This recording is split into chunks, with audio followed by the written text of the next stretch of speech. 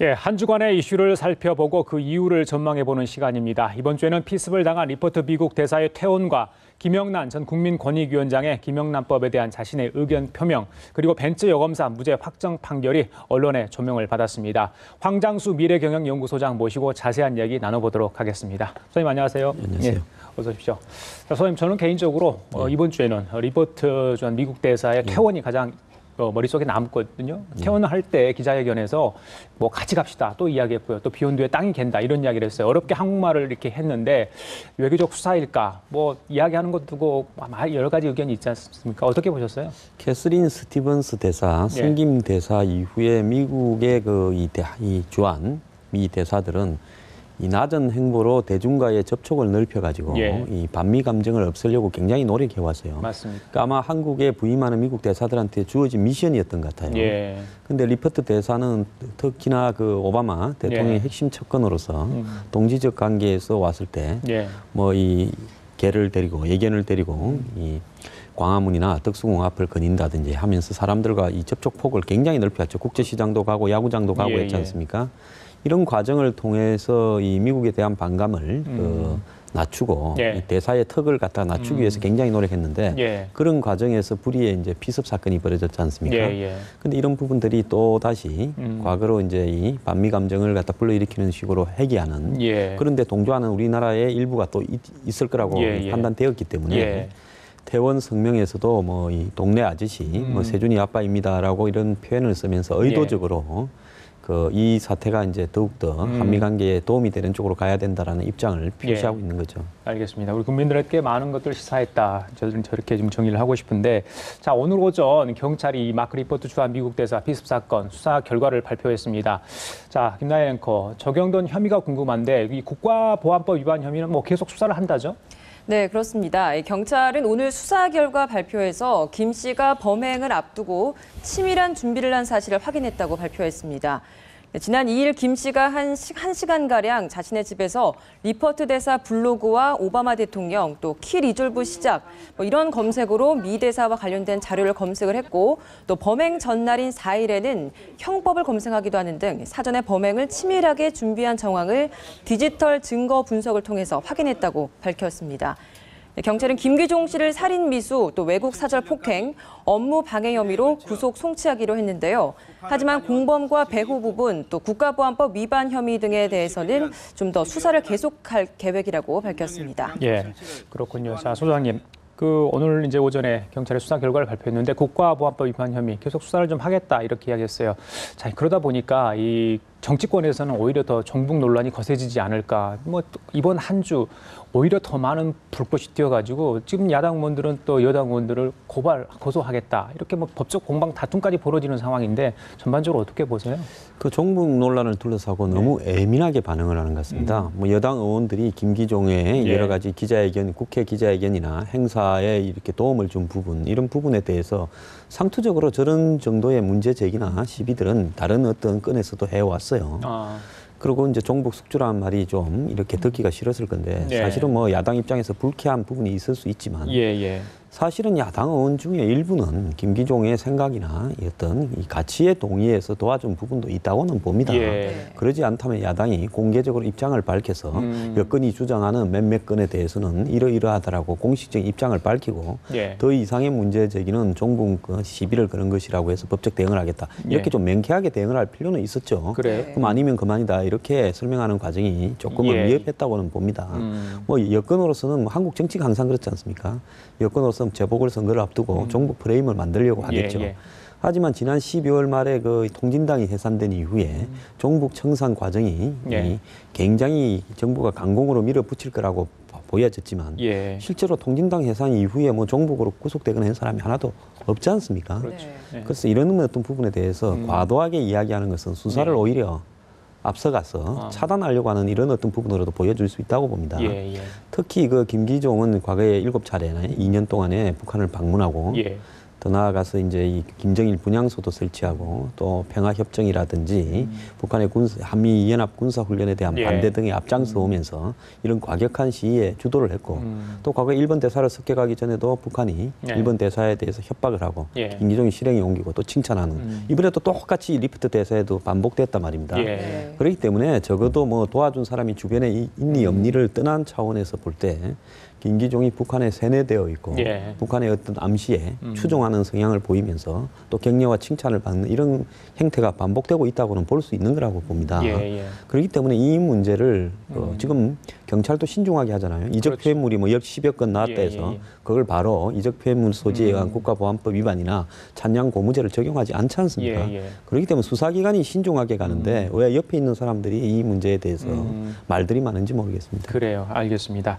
자, 그리고 어렵사리 국회에 본회의를 통과한 이 김영란법 후폭풍이 계속이 되고 있습니다. 김영란 전 국민권익위원장 귀국을 해서 기자회견을 했죠. 자신의 의견을 피력했는데 자, 반쪽짜리 법안이다. 뭐 일단 환영을 했지만 좀 아쉽다. 이렇게 좀 요약을 할 수 있을 것 같아요. 어떻게 보셨어요? 전반적으로. 그러니까 뭐 김영란 처음에 이 법에 대한 아이디어를 가졌던 분이 그렇게 이야기한 부분은 동일합니다만은 저는 이 법이 특정한 개인의 어떤 법이다라고 비춰지는 것은 바람직하지 않고요. 오히려 그런 것이 법을 통과시켜야 될 필요성을 갖다 낮추는 부분이라고 봅니다. 사실은 뭐 부정청탁에 관한 금지 부분은 한국의 부패 지수가 사실은 한국과 경제 수준이 비슷한 나라 중에서는 거의 이 최저 수준에 있기 때문에 이런 어떤 부분에서 한국이 선진국으로 가거나 투명한 사회가 되어가는 과정에서 필연적으로 부패에 대한 기준을 높이지 않고는 곤란하다. 청문회에서 보겠지만 사실상 부패가 굉장히 만연해 있다는 것은 지도청에서부터 대다수가 공감을 하고 법 쪽이나 이런 쪽에서 특히 부패가 많다는 것도 많은 사람이 공감을 하고 있습니다. 그렇기 때문에 이런 어떤 부분에서 특히 선출직에 대해서 이 부정청탁 금지를 갖다가 적용하지 않은 부분이나 1년 6개월간 유예한 부분이나 또 기자나 사립학교 교원까지를 확대한 것, 그건 굉장히 잘못됐다고 봅니다. 일단 공무원과 공무원에 준하는 직장에만 그 부분을 적용하고요. 나머지 부분에는 각 그 그룹에서 직종의 그룹에서 자율적으로 이 부정청탁이나 부패에 관한 어떤 수준을 공무원법에 준해서 따로 이렇게 제정하는 것이 맞았다고 봅니다. 그래서 결국은 여야 정치권이 이 법을 통과시켰다는 명분은 없고 사실상은 이 법이 이 위헌 소송이 걸리든지 안 그러면 여러 가지로 이렇게 사문화되어가는 부분을 갖다가 기대하면서 의도적으로 통과시켰다 이렇게 비난을 지금 받아도 할 말이 없는 거죠. 자, 수장님, 오늘 정부로 이송을 한다고 그랬는데 예정대로 이제 공포를 하겠죠. 대통령 거부권 행사할 수 있는 시한이 오늘입니까? 그렇다면? 그렇겠죠. 그렇습니까? 그럼 거부권 행사 안 하는 것을 청와대도 이게 안 하겠다 이렇게 하지 않았어요? 안 할 걸로 봅니다. 왜 그런가 하면 뭐 이 청와대 입장에서 봤을 때 어쨌든 법의 내용을 다듬은 사람은 그 여야 합의에 의한 국회에서의 행동이기 때문에 청와대가 이 거부권을 행사해서 국회가 척을 질 필요도 없고 청와대는 김영란법을 빨리 제정하라고 독촉했던 입장 아닙니까? 그렇다고 이 법을 내용이 잘못됐다고 해서 청와대가 책임질 일은 없으니까 청와대가 굳이 뭐 화근을 만들지는 않을 거라고 봅니다만은 사실은 통과시키고 난 이후에 곧바로 여야가 지도부가 만나서 김영란법의 개정에 다시 합의를 하는 것이 저는 원칙이라고 보는데요. 뭐 내년에 총선이 있고 또 내후년에 대선이 있기 때문에 그 전에 지금은 뭐 다시 개정하고 보완할 것처럼 이야기하지만 사실상으로 그렇게 하지 않고요. 위헌 소송이 걸리면서 법이 사문화되어 가는 과정에서 국민적 비난이 쏟아져 나올 때야 뭐 그렇게 하는 신용을 낼 거라고 봅니다. 알겠습니다. 자, 변호사로부터 이 사건 청탁받은 이야기, 벤츠 여검사 사건, 그 이야기도 좀 해보죠. 대법원이 무죄 확정을 판결 받았는데, 자, 김영란법이 시행됐더라면 과연 어땠을까? 이런 이야기 많이 하던데. 김영란법의 뭐 핵심적인 내용은 대가성 유무에 관계없이 공직자가 100만 원 이상의 이 금품을 받았을 때 김영란법을 적용한다는 거 아닙니까? 근데 이번에 무죄가 된 중요한 원인 중에 하나가 사실은 변호사가 검사하고 내연의 관계였고 그 또 다른 내연녀가 있어서 그 여자가 이 사람이 검사가 이 내연 관계에 있는 검사한테 여러 가지 어떤 자신의 이해관계가 있는 사건에 대해서 청탁을 했고 또 검사는 그걸 알아봐 줬다. 이렇게 해서 검사가 이 구속된 거 아닙니까? 거기에는 뇌물이라는 성격이 있었기 때문에 1심에서는 3년을 받은 거죠. 그런데 2심부터 이제 대법원까지는 이 검사와 이 변호사 간에는 내연의 관계가 오랫동안 지속되어 왔기 때문에 일종의 뭐 연인 관계에서 정표로 5,600만 원의 이 벤츠 차와 명품 백을 준 거다. 이렇게 해석을 하지 않습니까? 그런데 그렇다면 거기에서 이 검사가 변호사로부터 이렇게 부탁을 받아서 알아봐 준 부분은 예. 그 돈하고는 전혀 무관하다라고 예를 들어서 지금 대법원에서는 결론을 내린 건데 예, 예. 그것이 그렇게 저희 연인 간의 어떤 정표 관계로 준 것인지 아니면 더 나아가서 이런 일을 봐주면서 예. 변호사와 검사가 예. 뭐 연인이기도 하지만은 예. 악어와 악어새의 관계에서 그렇죠. 서로 간에 공생인 것일 수도 있는데 대법원은 그걸 적용을 안 했단 말입니다. 그래서 네. 대법원이 결국은 팔이 안으로 좀 굽지 않았나라는 지금 국민과 언론의 비난이 있는 거죠. 알겠습니다. 자, 4월 달이죠. 이 재보선이 있는데 원래 당초 세 곳 아니었습니까? 근데 어제 이제 대법원 판결 이후에 새누리당 쪽에서 인천, 서거, 강원도죠. 저기 강화죠. 예. 강화. 거기에 이제 한 석이 더 늘게 됐어요. 그렇다 보니까 네 곳에서 이제 재보궐선거가 실시되게 됐는데 좀 판세가 좀 달라질까요? 어떻게 보세요? 뭐 지금 어제 있던 그 인천설 강화 부분은 아무래도 새누리당이 뭐 많이 이겼던 예. 지역이기도 또 농촌 지역이고 이러니까 좀 유리할 거라고 보입니다. 예. 또 접경 지역이기도 하고요. 그렇지만 이제 나머지 세 군데 부분은 예. 솔직히 뭐 새누리당의 어떤 독자적인 승리보다는 야권의 분열 구도가 어떻게 짜여지는가. 그렇죠. 즉 정의당과 국민모임이라는 새로운 진보 정당을 추진하는 모임, 또 천정배 전 장관 이런 이 현재 야권을 분열시키는 성향에 서 있는 이 세 그룹이 이 나머지 관악을이나 성남 중원이나 광주 서울에서 어떤 예. 이 전략과 연대 전선을 펴가면서 서로 시너지 효과를 높이는가. 예. 또 이런 부분들이 그 새정치연합 내부에 또 다른 분열을 더 끌어내는가. 여기에 달려 있다고 봅니다. 예. 그렇기 때문에 새누리당 입장에서는 이걸 갖다 자신들이 끌고 가는 독립 변수가 아니라 야권 내부의 분열에 의한 일종의 종속 변수적인 성격에서 예. 승리를 내다볼 수도 있다. 예. 이렇게 하는 거죠. 답답하겠네요, 그럼. 예, 그런데 뭐 새누리당은 어차피 한 석 더 늘어나서 네 석인데 그 강하, 그 인천, 서울에서 이기고 예. 나머지 세 군데 중에서 하나만 이기면 예. 새누리당은 뭐 이겼다라고 주장을 해도 예. 무난하기 때문에 새누리당은 오히려 하나가 늘어난 것이 더 편할 수도 있습니다. 예. 예. 그렇기 때문에 그 전체적으로는 2대2만 돼도 서로가 예. 뭐 각자 이겼다라고 선언하면서 그래요? 적당히 넘어갈 수 있는 구도인데요. 가장 중요한 것은 예. 광주에서 만약에 예. 천정배 장관이 이겼을 때 예. 이것은 새정치연합 지도부에 어떤 치명적인 어떤 후유증을 남길 거라고 봅니다. 예. 지금 이제 광주 서구을 이야기를 좀 해주셨는데 천정배 전 법무부 장관이 지금 이곳에 이제 무소속으로 출마 의사를 표력을 했습니다. 그러다 보니까 좀 정의당, 국민모임, 이 다른 야당에서 지금 연대의 가능성을 계속 내비치고 있거든요. 이 지역이 좀 야당 대 야당의 대결 구도가 형성되지 않을까라는 생각이 드는데 어떻게 보십니까? 예, 뭐 새누리당도 식품의약청장으로 있는 예. 정성 씨를 예. 그게 이제 내겠다 해서 확정이 된 것 같아요. 오늘 사표 냈죠. 예. 예. 그런데 이제 이 중요한 부분은 호남의 민심, 광주의 민심이 친노 진영에 대해서 어떻게 생각하는가. 예. 사실 뭐 그간에 박지원 대표 전 원내대표가 문재인 대표와 경선을 하는 과정에서 거의 근소하게 나왔잖아요. 여론조사가 없었다면 박지원 대표가 근소하게 이겼을 수도 있는 상황이었죠.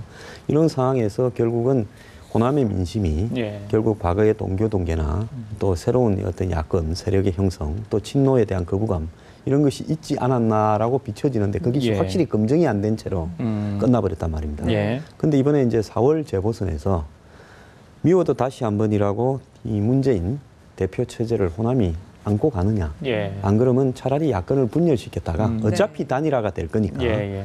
야권의 헤게모니를 호남이 광주가 네. 좌우하는 쪽으로 끌고 가서 결국 친노 진영의 힘을 뺀 다음에 예. 마지막에 단일화하는 것이 낫느냐. 이런 부분에서 이제 호남의 전략적 판단이 이번에는 나오는가 나오지 않는가. 예. 그것이 제일 관건이라고 봅니다. 그래요. 그런데 현재로서는 예.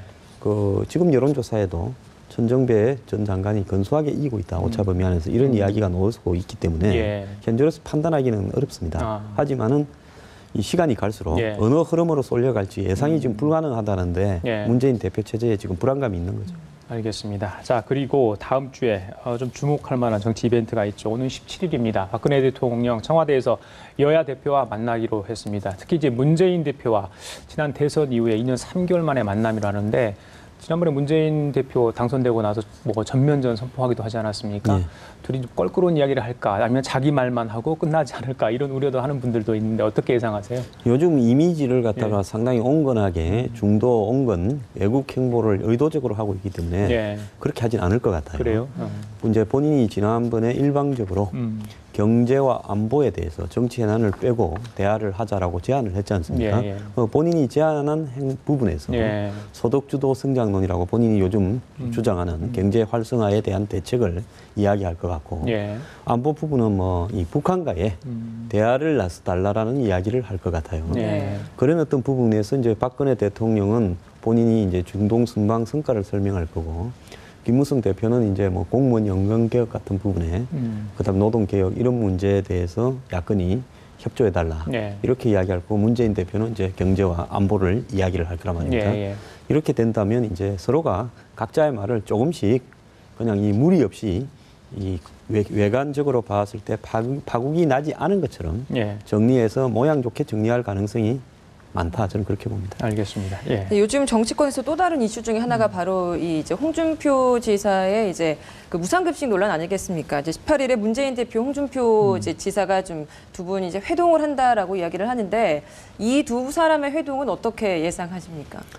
홍준표 지사는 지금 현재 이 정세와 복지 부분에 있어서 새누리당에서 가장 먼저 총대를 메고 의도적으로 이 복지 논란의 허점을 갖다가 지금 파고들고 예. 국민들 앞에 까발리고 있죠. 그래서 28만 명에 이르는 급식 대상자 중에서 6만 9천 명 정도는 집중해서 주고 나머지는 돈을 4만 5천 원씩인가 받자. 그렇게 해서 전략된 돈 한 600여 원을 예. 50만 원씩 예, 예. 저소득층 10만 명에게 학비 지원으로 가자. 네. 이렇게 이야기를 하고 있단 말입니다. 물론 거기에도 논리적인 허점이나 문제는 조금 있습니다. 다만 여기에서 시작된 부분이 지금 누리 예산이라든지 기초연금이라든지 무조건 일괄적으로 주는 어떤 부분에 대한 우리 사회 국민들의 뭐 다수의 예. 또 불쾌감도 있는 겁니다. 예. 그래서 이제 이 문제를 둘러싸고 과연 우리 한국 역사에서 보기 드문 차분한 정책 토론이 될 것이냐 아니면 각자가 자기 말만 하면서 예. 결렬하는 상황을 갖다가 몰아넣을 거냐 예. 하는 부분에서 봤을 때 제가 이 논리적인 정책 토론으로서 상당히 국민들의 관심을 집중시킬 가능성은 별로 없다고 봅니다. 예. 왜냐하면 이것이 그냥 서로 간에 끝장 토론을 해보자라고 된 게 아니라 예. 예. 홍준표 지사를 겨냥해서 새정치연합이 그 창원에서 이 최고위원 예. 회의를 갖다가 하자. 그래서 이제 홍 지사를 압박하자. 그렇게 간 김에 더 직접 보고 압박을 하려고 좀 만나자 하니까 네. 안 만날 거라고 생각했던 것 같아요. 예. 근데 또 홍준표 지사가 좀 파이트니까 그래 보자 뭐 내가 피할 거 있냐 이렇게 돼 있기 때문에 예. 제가 볼 때 각자가 자기 주장을 카메라 앞에서 하다가 예. 끝날 거라고 봅니다. 알겠습니다. 정치적 이해득실에서 나온 얘기는 좀 아니었으면 좋겠어요. 자, 오늘 말씀 여기까지 듣도록 하겠습니다. 지금까지 황장수 미래경영연구소장이었습니다. 말씀 감사합니다. 고맙습니다.